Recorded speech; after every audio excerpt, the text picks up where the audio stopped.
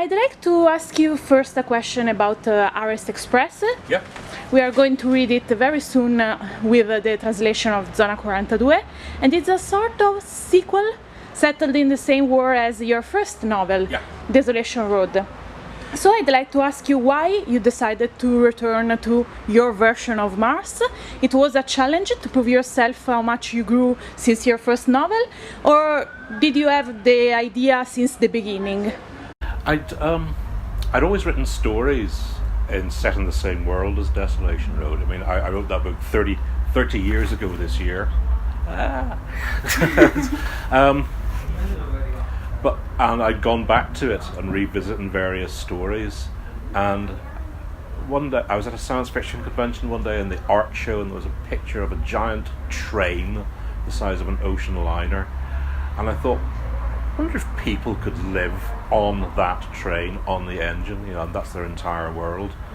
And it just seemed like a idea that fitted in beautifully into Desolation Road. So it had always been a bit of a cult classic, Desolation Road, as well. It has a kind of a cult following around the world, and it's, if you have one cult hit, 2 cult hits is better.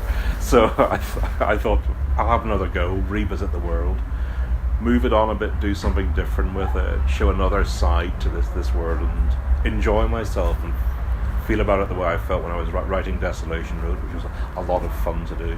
So I had fun doing it, and I hope that the readers have fun reading it.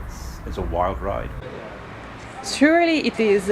And your career, it was a fun ride as well, because you are a very important science fiction writer since decades, even if you were... That means old, yes.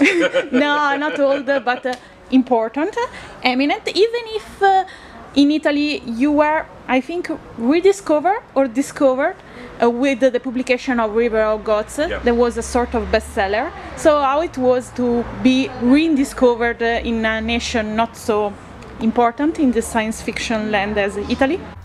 Oh, it's great. Yes, anything that kind of helps me achieve my goal of total global domination and dictatorship is fine. If you want to build me a secret base inside a volcano, that's great. The more the merrier.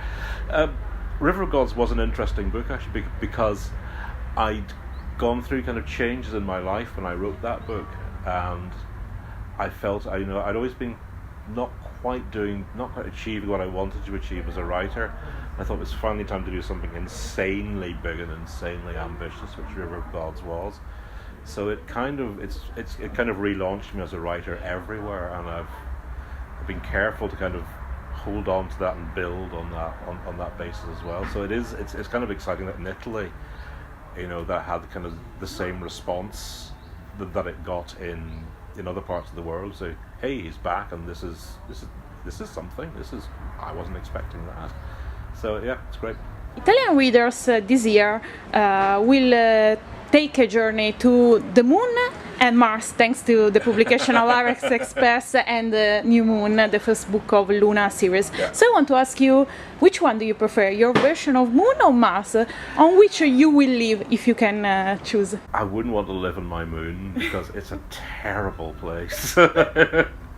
It's passionate, it's energetic, it's terrifying, it's bloody, it's beautiful as well, but I wouldn't want to live there. But the people who live there have no choice, because they can't go back to Earth again. Gravity has affected. Lunar gravity is a sixth of our gravity. If you're born there, you grow up in that gravity, and Earth's gravity will kill you. Slowly, but it will kill you completely. So that is their world. It's a terrible place, but they are trapped there. It's like, but it's like Milton. The mind can make of heaven a hell and of hell a heaven. It's their world to do with what they want to do. To make it heaven or hell. The Mars of Desolation Road is a lot funkier. It's nice. They got big trains. It's cool. It's a terraformed Mars, so you can go outside and breathe the air. In Luna, you have to pay for every breath you take, and you don't want to be overdrawn at the oxygen bank. Mars, it's this big, colourful, freewheeling society where people kind of do what they want and lead lives of kind of small adventures. So there, absolutely. I want to ask you something about your writing process. Is any kind of difference when you decide to write something on our planet, on other planets? I think maybe the technical aspect, the scientific stuff about outer space, it's more difficult, speculative in a way. You do research, you do ask, I don't know, university professors or what? If I'm writing about this world, I go there because I think it's also wrong to write about a place if you're not prepared to go there and spend some money there and put some money into people's pockets. And also there's things you can only understand. I mean, I've written about Brazil and I've written about India and I've written about Turkey and stuff you can only understand if you go there and see stuff and smell stuff and see it all joins together. Now, you went there? Oh yeah, I went there, yes. The research trip to the moon is a little more difficult. but think of the air miles you get. But one of the things about writing about the moon was I was interested in constraints around people's lives, because trapped people and people with constraints are interested in this drama there.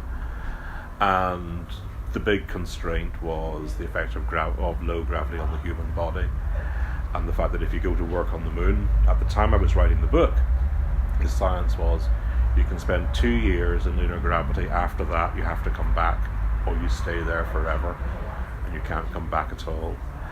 And for a writer that's great, because that's like a time limit on everyone, on all your characters. Do they stay or do they go back? And if they go back, do they leave broken hearts and failed relationships behind? That's all great stuff to write about. So I wanted to get the science about the moon as right as I could at the time, which is I started in 2012.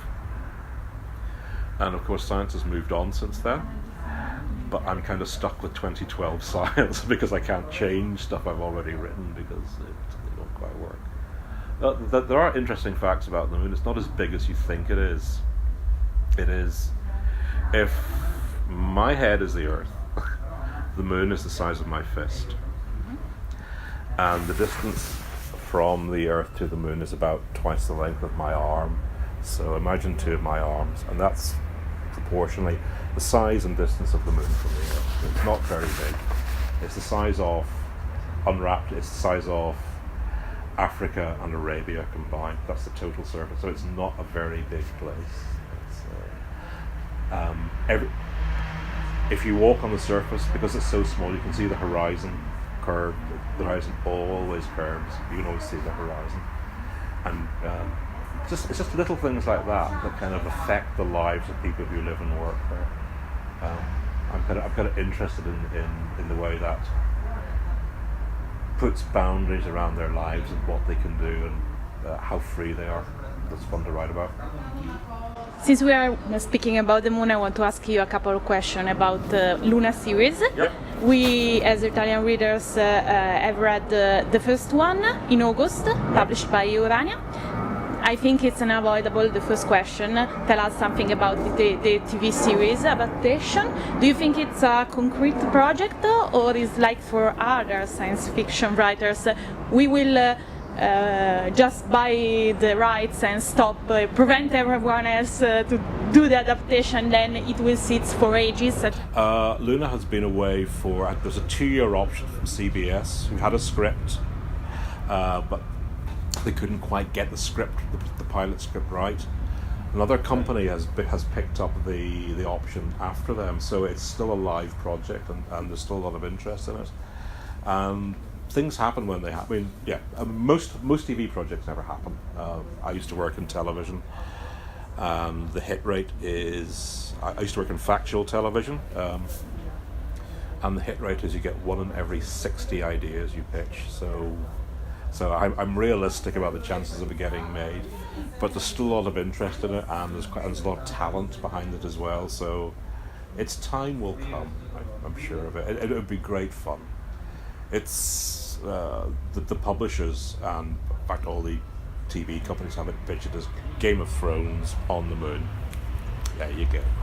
I'd watch that. But you pitched as Dallas on the moon. I pitched it as Dallas on the moon. And reading it as a reader of yours, I thought, well, it's quite different from his previous work. It's more like entertaining, not in a bad way, but it's more like I can picture myself the TV series. It was your idea. Well, now, goddamn, now I will have my TV series, and I wrote these damn books to have this one, or it just happened. It's an evolution of your style. When I wrote it, I've been writing very well critically received science fiction novels for a fair number of years, and I wanted a big, dirty commercial hit and a lot of money. So I understood right. And also, once I had the idea I've always loved moon-based stories because it's the one place in the universe you can, if you colonize the moon, you could step into your back garden on a clear night, look up and you see the lights on the moon and know there are people up there. That's the one place in the universe you can do that. And that's kind of intellectually exciting. You can see that there's somebody else all that way, where you know nothing about their lives or what's going on, but there they are, out there on. And I found that kind of exciting. And then it was the whole Dallas thing. Just I like the idea of 5 big companies, family corporations, vying for power. It's like it's like a gangster movie, really. But the thing is, they're trapped on the moon because they cannot get out of the game, and that's always interesting when you have trapped people. At the same time as I wrote it's what I used to do in television. I worked in program development, so I know how to pitch a show, and I wrote the TV pitch at the same time, and it was the TV pitch that really sold it to, because they said, well, this guy understands how television works. Yeah, it works.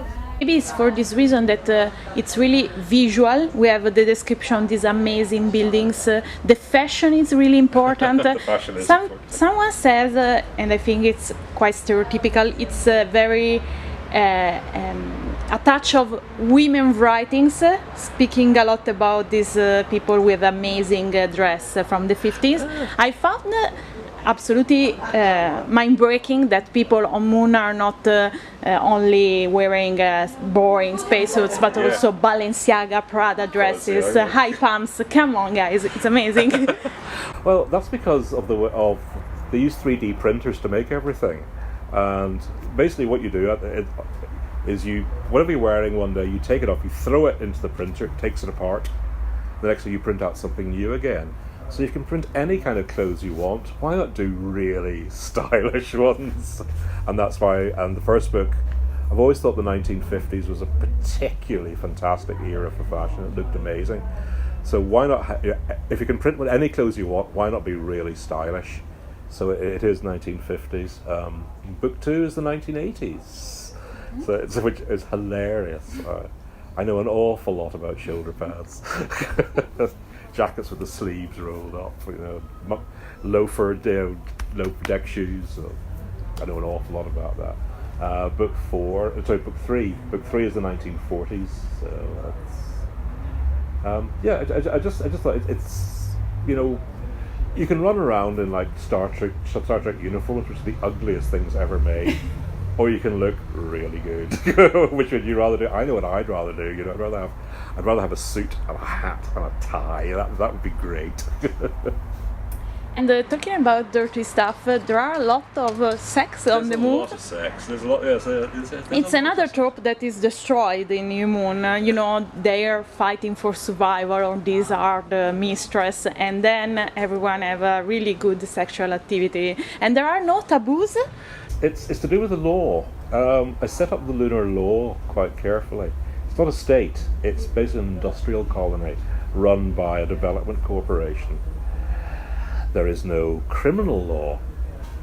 There is no civil law. There is only contract law. Everything is agreed as a contract and administered by the Court of Clavius, which exists to settle disputes between contracts. So, everything in society is based on negotiation, and sex is like that as well. People on the moon see no difference between. They have no notion of gay or straight. It is basically it's who you love, not what you love, because everything is personally negotiated. It's between you and them, or more than one of them. Likewise, marriages are negotiated as well. You can be married to somebody, but but you don't have to have sex with them because it's not in the contract. It's all between the people negotiating contracts between each other, which in some ways is a very strong thing, and in some ways is terribly corrosive of society as well. But it does give a fantastic kind of. It allows me to play really great dramatic games. You know, you can sort things out by trial by combat if everyone agrees to it. Which is, for a writer, you kind of have to go there, don't you? I would love upcoming projects. Yeah, well, coming out in Italy next will be Luna Wolf Moon, the next one, and then I've just finished the third one. It was a year late because it was really, really difficult to do. I had to round off all the storylines. As I said, some of the characters you like will not make it all the way to the end. I can't say who. But and some characters you think are villains turn out to be secretly heroes, but it's a satisfying conclusion. So that's what I'm doing now. I'm working on a novella from Tor.com. It's a spin-off. I've been writing Luna's stories as well as and this is basically it's Stand By Me on the Moon. 4 kids go in search of Neil Armstrong's original footprint, Wow. which is still there. It will last maybe 10 million years as well. That's it. That's it. Next question. Some suggestions for Italian readers of science fiction. Some books you really love, upcoming books you were lucky enough to read. I don't read very much science fiction because I'm such a mean-spirited person that I get jealous. Really? or I steal ideas. But so I don't read. Or other genre fiction. Oh no, yeah, no, lots of great stuff. Science fiction, Blackfish Rising is coming from the Zona 42, Sam Miller. It's very, very good. A real talent to watch out. Also, Tade Thompson's Rosewater, I think, is coming. He's a Nigerian writer. Very interesting, and I mean a Nigerian. That's an interesting. That's a really good read. There's a real feel for contemporary Nigeria. That's 2 good ones. I just finished Christopher Priest's new book, An American Story, which is like all this stuff, very strange and very unreliable. But I keep thinking about it, so that's a good sign. Just finished other fiction. I've just finished Stella. It's an American writer living in the UK and Ireland. Stella Tilliard. I've always liked her work. She has a book called The Great Level, set after the English Civil War. And it's a love story over many years to do with draining the Fen country in England. And it's very quiet and very slow and very it's like draining landscape. Everything moves very slowly, and it reveals a totally different landscape at the end of it. I enjoyed that a lot. I really like her writing. That's what I've been reading recently. Right now I'm reading a collection of Jay Rayner. He's an British restaurant reviewer for The Observer. And I saw that on a review because they were. I think it's published in the. It is, yeah, yes, it is. It's all his worst reviews, and it's some fantastic writing, and it's very, very funny. I'm reading that at the moment. Yeah, great stuff. Okay.